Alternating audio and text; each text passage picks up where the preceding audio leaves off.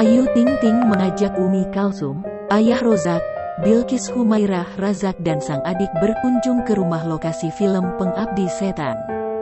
Ya, salah satu tempat tujuan wisata keluarga Ayu Ting Ting yakni rumah yang dijadikan syuting Pengabdi Setan yang berlokasi di Kampung Kertamanah, Desa Margamukti, Kecamatan Pangalengan, Kabupaten Bandung.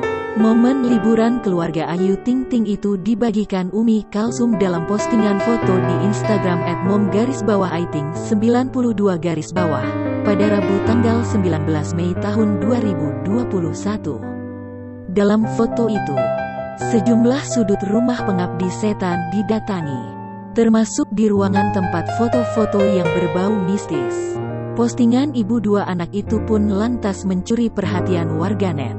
Bahkan, ada netizen yang memberi peringatan untuk ibu Ayu Ting Ting itu.